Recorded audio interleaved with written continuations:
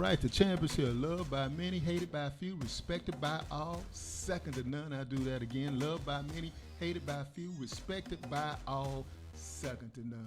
Hey, this is a great show today. You know, you've been following us on YouTube where our numbers are going up, you know, but the information is going down because this is what we're doing. This radio show is the best radio podcast from Como to the Congo, and now you know.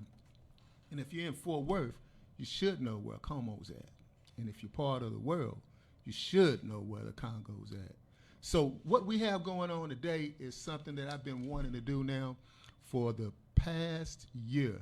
As you know, I'm the president of the Dallas County Justice Initiative, but we have sister organizations that are out making sure that you don't forget about your history. And that's very important about you not forgetting about your history, because we have a climate in America in which they don't want you to know about your history. Imagine growing up in the state of Texas and you don't even know about your history. Imagine things happening to your own family and you don't know about your history. Well, guess what? Angelo's been in the information realm, picking up all kinds of information, and he wanted me to go ahead to know that this information that we have is about justice when East meets West for justice. When East meets West for justice. East meaning Dallas, as you know the Dallas County Coalition for Justice and Peace. We do a lot of information, you know, Dallas County Justice Initiative. We do a lot of information regarding lynchings that have occurred in Dallas, but the Tarrant County Coalition for Peace and Justice, they're in Fort Worth. They're doing a lot of the information as well in Fort Worth. So I got all of that information confused because this is so much ingrained in me to get it to you. So without any further ado, let's go ahead and roll the tape. Go ahead, Angelo.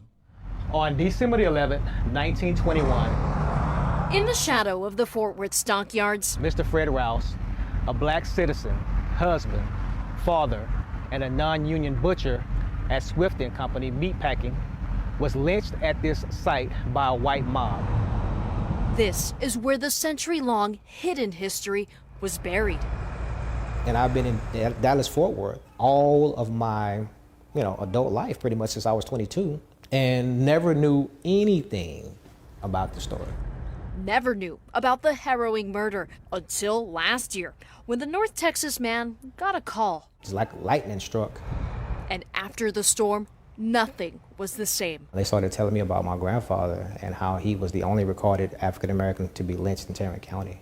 What went through your mind? I think shock. I was in very much denial. I was angry. I was mad. I was horrified at the same time. I was embarrassed. To have to tell people or to know that this happened. Fred Rouse was beaten, stabbed repeatedly, left at the Old County Hospital next to Bass Hall, grasping for life. 5 days later, a white mob dragged him out of the hospital and took him to the death tree, left him riddled with bullets, and hung him. No one was ever convicted of the crime. One word, hate. That is the word that triggers everything. Work is underway to undo the hate. The city, several nonprofits, and Rouse's grandson turned the murder site into a memorial. They're also transforming the abandoned building along Main Street. So this building was built in 1924 as the headquarters for the Ku Klux Klan here in Texas. It was built for the KKK. For the KKK here in Texas as the headquarters. We believe that members of the KKK were involved in the murder of Mr. Fred Rouse because of the manner in which he was murdered. The KKK building, once a symbol of hate, will be reborn. A future culture and art center filled with love, renamed after Fred Rouse. I think that's really what we're trying to get at, is healing from the inside. I believe that when my grandfather gave up his life, with his last breath, he spoke into the wind and he said, "This is only the beginning." More than 100 years later, standing high above the hatred, he's here to set things straight. His grandson, Fred Rouse III. And they thought they killed the name, Fred Rouse. They thought they killed the man, Fred Rouse. But 100 years later, Fred Rouse came back in the form of me. His blood came back, not on the ground, but in a body. And his name, everything still lives on. In Fort Worth, I'm Adriana Daub. All right, we're back again, Commiss Radio Show. That was our opening. I wanted to say, first of all and foremost, how I feel about being here today, because this is very important to me, because a lot of what I've done in the past On regarding December my degrees have been in social justice. As you know, the doctoral that I recently finished, and also, also the degree I have in American history, which was regarding Dallas civil rights from 1936 to 1963. That being said, enough about me. Let's go on and talk about what's happening over in Fort Worth. I'm not the only person here that has a doctorate here. Dr. Buwajadi. That's close. That's great. That's great. No, you're gonna get me afterwards.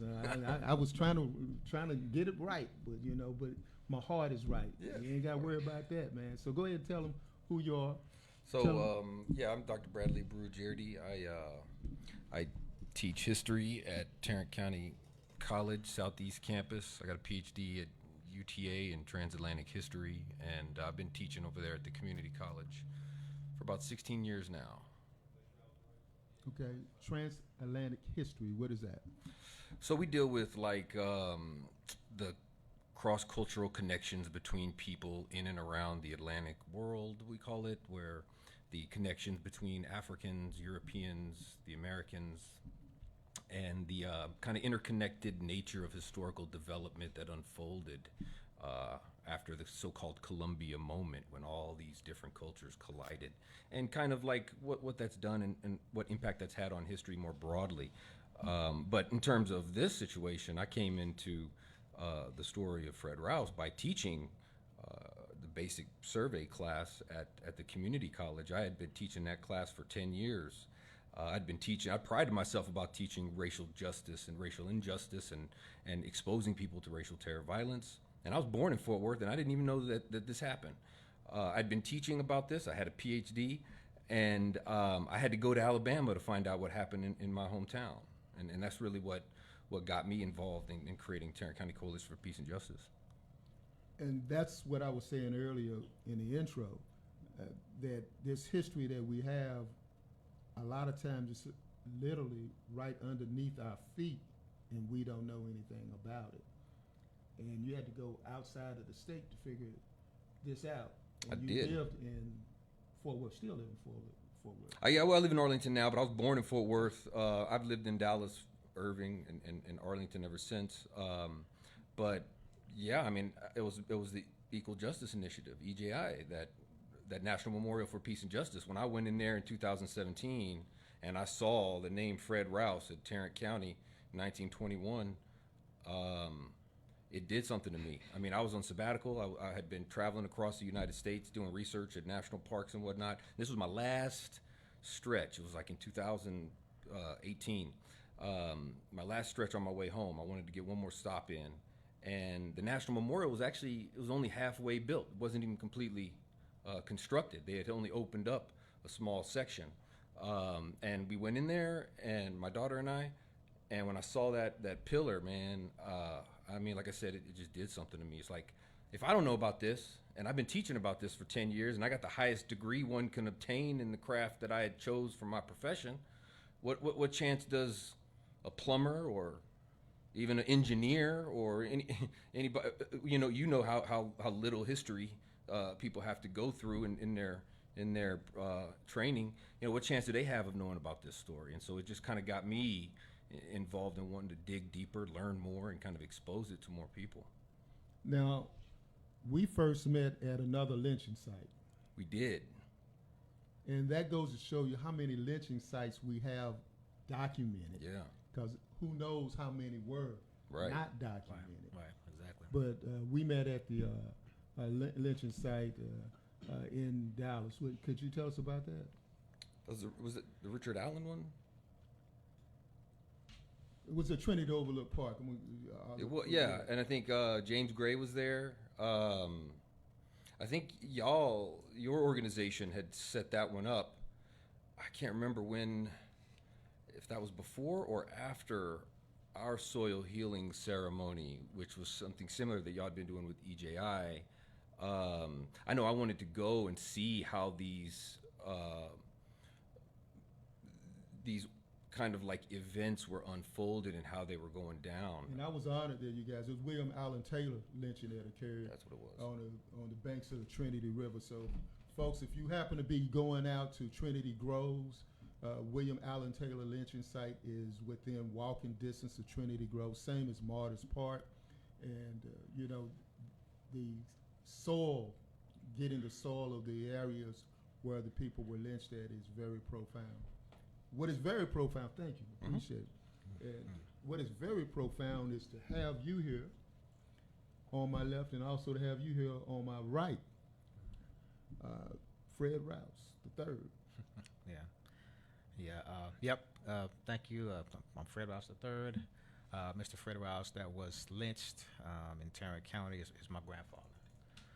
And so it's an honor for me to be here, and thank you for inviting me out.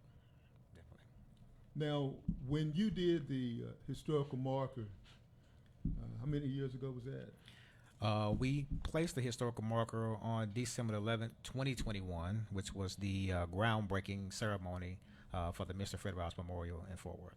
2021. That's 5 years ago.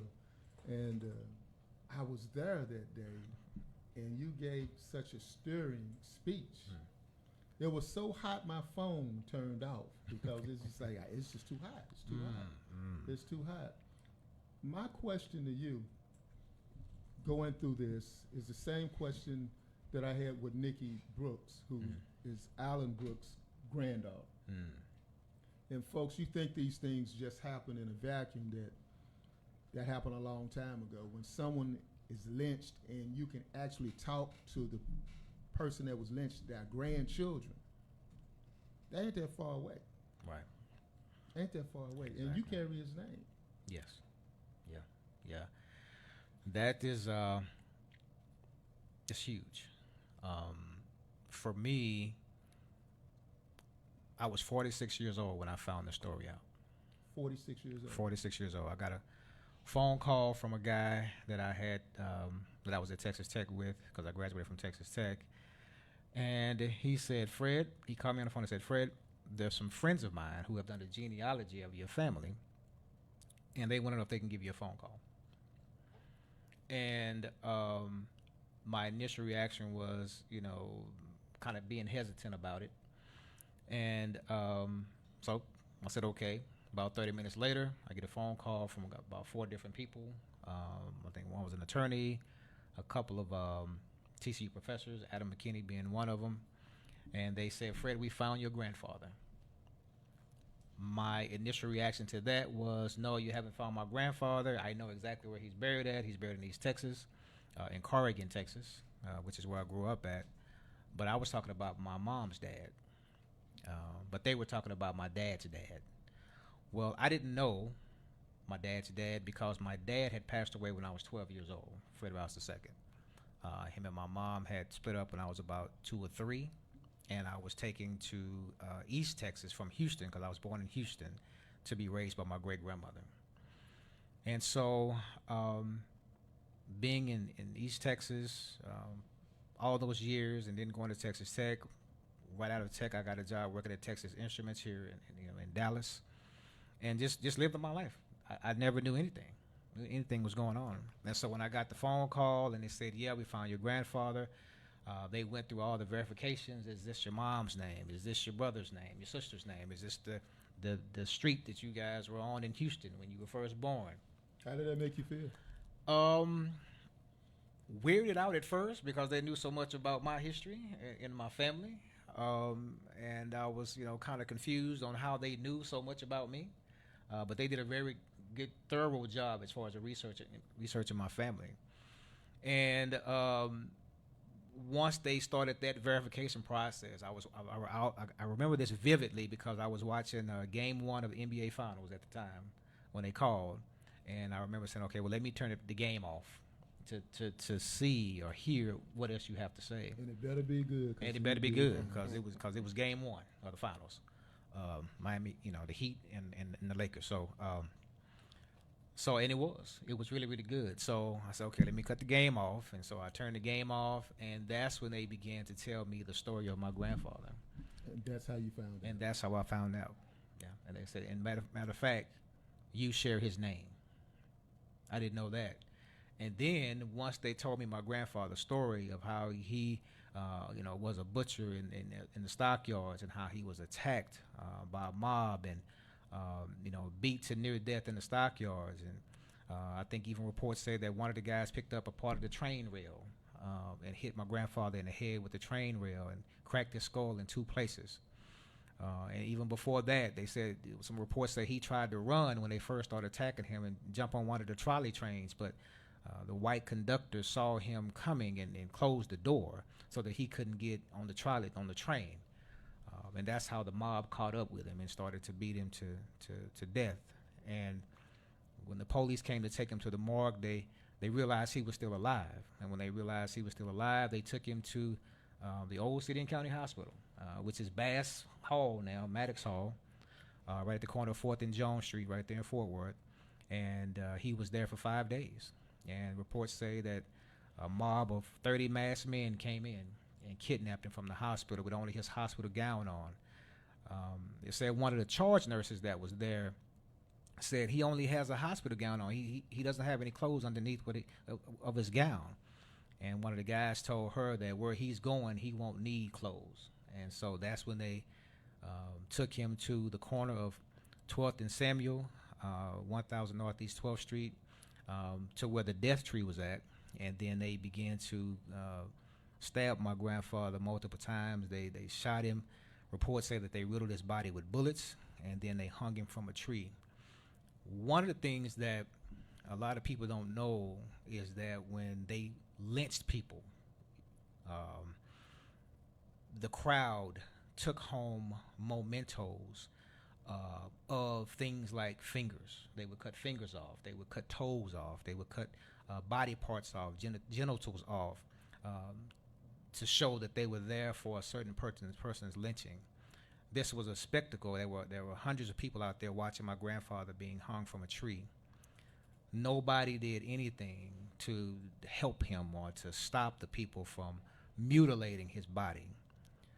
And his body hung from the tree all night long until everybody went away. Family was able to go to the tree and cut my grandfather down, and that's how he was cut down from the tree.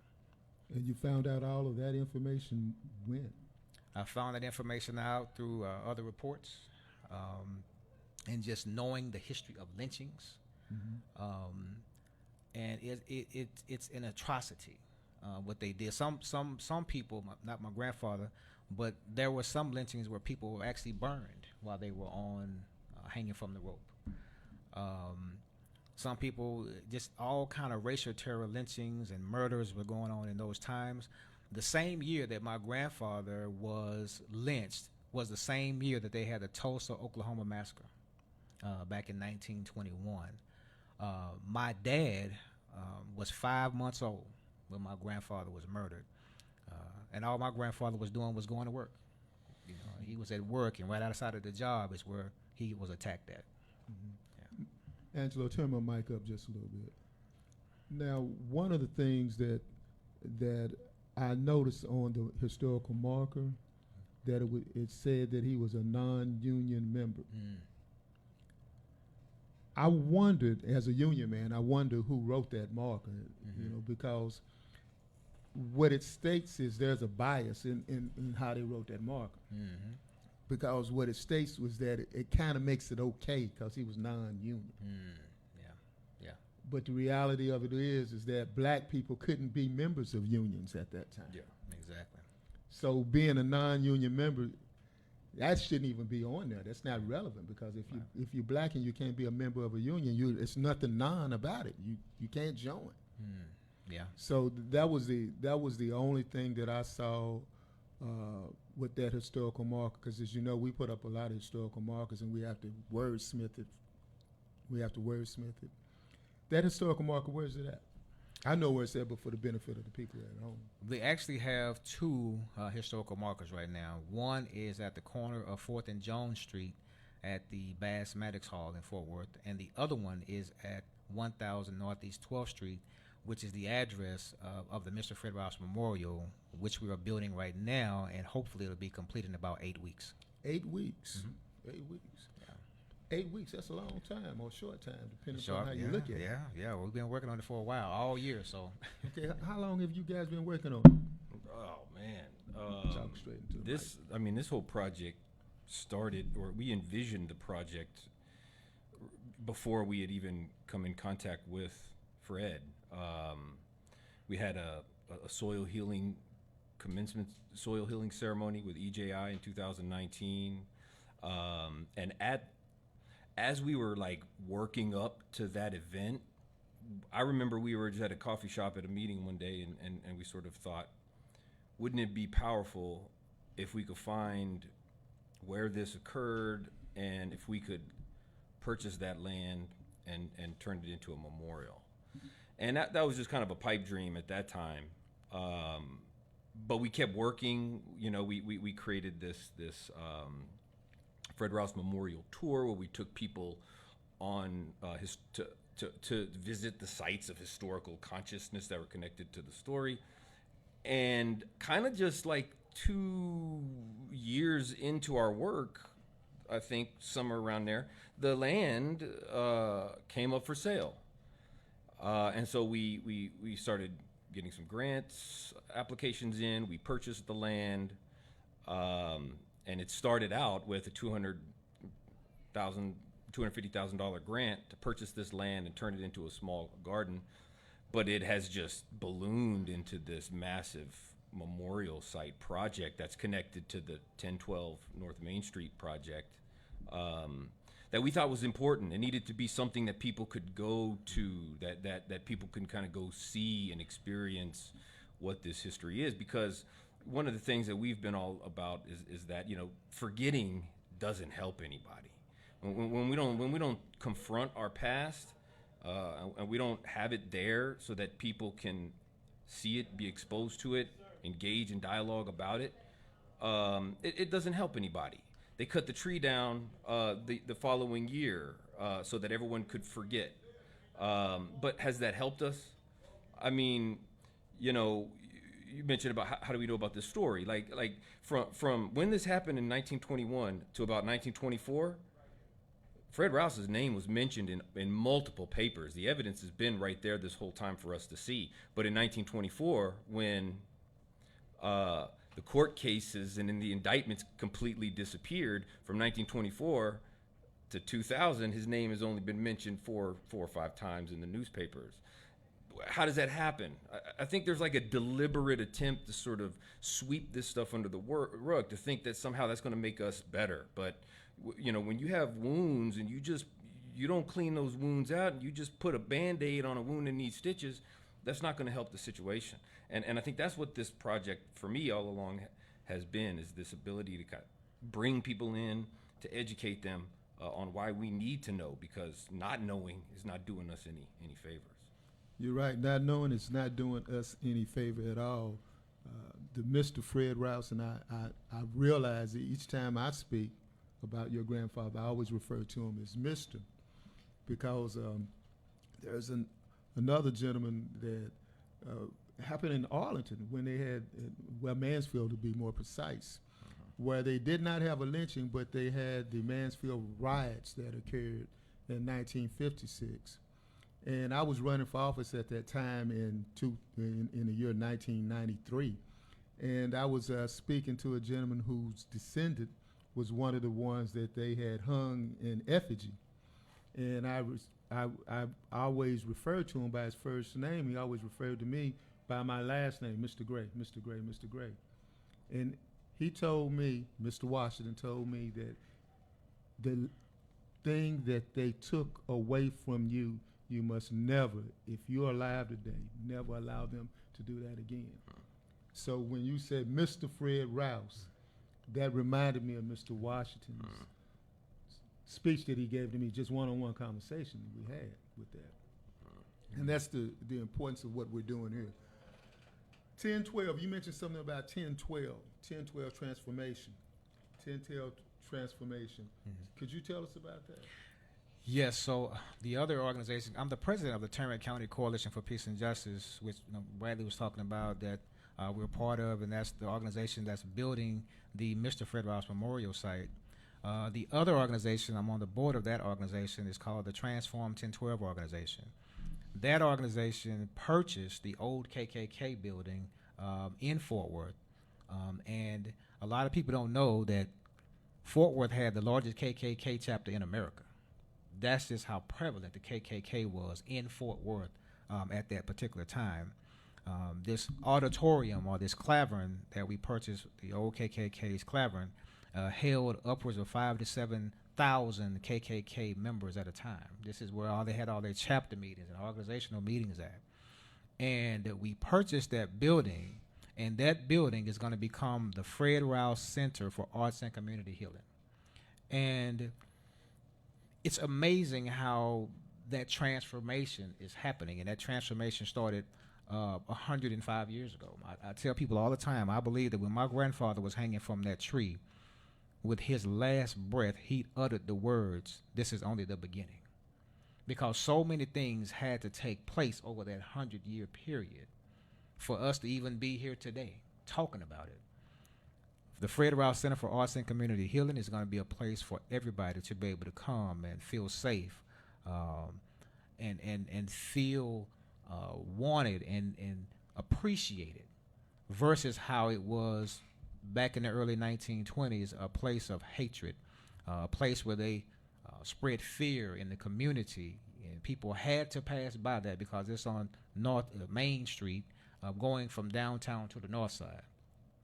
So this area and that building was something that was horrible to the community around it if you were black or a minority.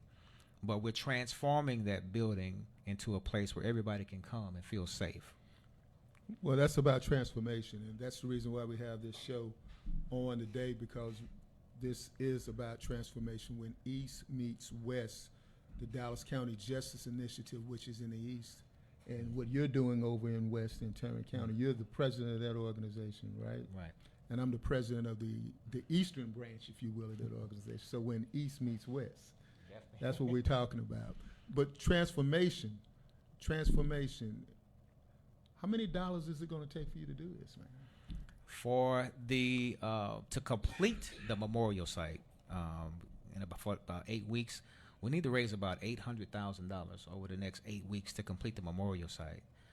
As far as the center goes, that's going to cost us about $70 million. And so we're looking to have the Fred Rouse Center completed around 2028, somewhere up in there. But the memorial site, the construction has already started, and we're nearing completion over the next couple of months, but we still need about $800,000. $800,000. How can people give? They can give. They can go to the tccpj.org. I'll say that again, tccpj.org,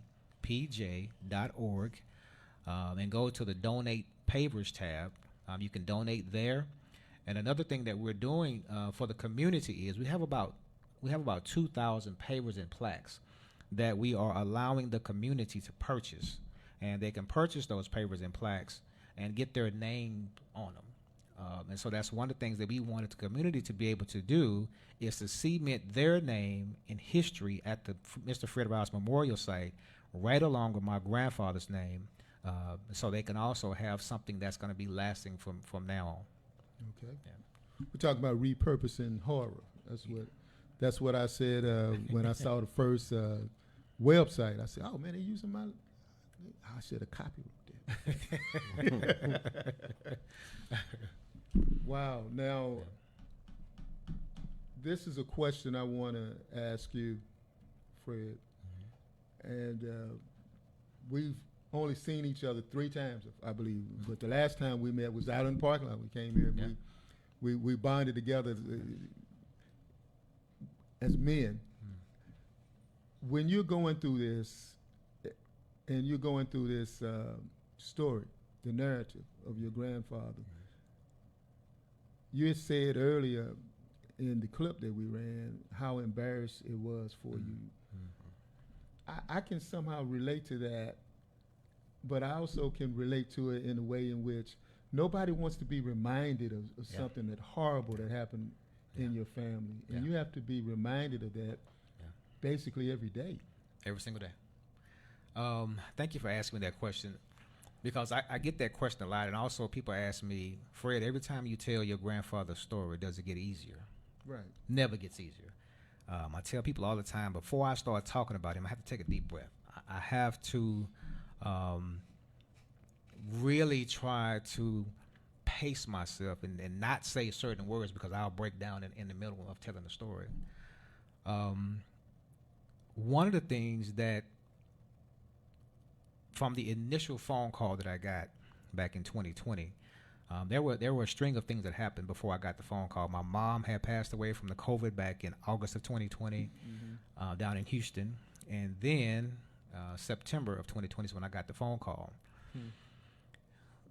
When you talk about not talking about it, families not wanting to talk about that horrible past or that horrible history, I think that's one of the reasons why my dad never told my mom about what happened to his dad. There was about a 20-year or so difference when they got married. She was in her 20s, he was in his 40s. They had 3 kids, but he never said anything about it. And with that initial phone call, they said, Fred, oh, and by the way, you have family here in Fort Worth. They want to meet you. Now, I had been in the DFW area for over 20 years and never knew I had family living 15 miles from my house. Never knew that my grandfather was hung from a tree 15 miles from my house. And 2 weeks after that initial phone call, they set up a meeting with me and my cousin. His name is Robert Rouse. And the genetics, how we looked, and the similarity of how we looked was incredible. It was incredible. And one of the guys that was there, they said, genes don't lie, because you guys look just alike. And that was true. So not only do these racial terror lynchings and these murders and all of these horrible things that happened to African Americans in the past, it also separated families. Because when it happened to my dad, my grandfather, my dad, the family was ushered to Palestine, Texas, to get away from all the violence. And that's where my dad was raised up at, was Palestine, Texas. So it's definitely something that's difficult to tell in families when this goes on. As far as the pain or the embarrassment of telling that, it was just painful. It was painful to say that and to know how your relative died. The suffering that they went through was so horrific. Not just the lynching itself with the rope, but with my grandfather, the stabbing. They said they stabbed him all over his body. When he was shot, he wasn't just shot one time. They said they riddled his body with bullets from head to toe. And the initial beating right outside of his job, right there in the stockyards, to be beat in front of everybody, and to have the trolley train conductor close the door so you can't get on, and to allow the mob to catch up with you and beat you to death, and taking the one of the pieces of the railway and beating him in the head and cracking his skull in 2 places, and all this is documented. So to have to tell people that, it's very difficult to open up to people and tell them that side of your life. All right. I want you both to come back on the show. We have another segment coming up, but I want to again thank you for coming here. But there's similarities between what you're doing over in Tarrant County and what we're doing over in Dallas County, and also you have 2 historical sites for your grandfather, Mr. Fred Rouse. And Mr. Allen Brooks has 2 sites as well, ironically. One where they threw him out the courtroom window, head first, at the old Red Courthouse, and then dragged him downtown and put him at the Elks Arch at the corner of Main and Akron. Can't get no more center than Main and Akron in Dallas. That's right. So he has another spot there. So when you've been in effect been lynched twice, you get 2 historical markers, and that's exactly what happened. And you went through all of this. Your mother died August of 2020. Yeah, down in Houston. Yeah, COVID. COVID.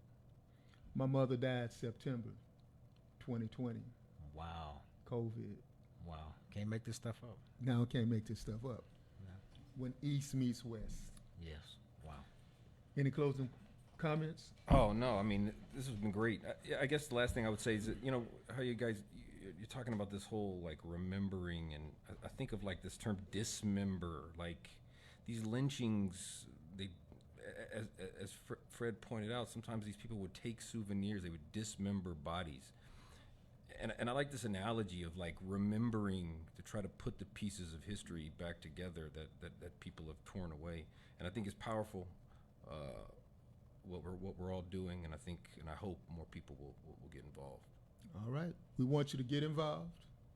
We want you to go ahead and donate. Donate. How can they donate? That website, once again, is tccpj.org. Go to the Donate Papers tab, and you can donate there. All right. And also for the Commish Radio Show, you can donate through Zelle and PayPal as well. And, you know, we want you to continue to follow. Give us some thumbs up, some likes. That way the algorithms will show that someone's actually listening to this show, which I know you are, because we sometimes get blocked for the information we give to you because they don't want you to know it. So follow us on YouTube, Ed Gray. Follow us on Instagram, Ed Gray 1906. I had to throw that one in there. You saw I did that. I saw that. I yeah, saw that. Okay, you saw it. Yeah, 1911. What you gonna do now? Oh, folks, that's a D9 type thing we were sharing. So anyway, we'll tell you about that later when we have the D9 here. But also continue to follow us on YouTube and share with folks as well, because we're all in this together, because we're all in the same race, the human race. Thank you for listening to the Commish Radio Show. Take care. Who was that masked man? You mean you don't know? That was no masked man. That was the Commish. Saturdays from 5 to 6 p.m. on the Fishbowl Radio Network.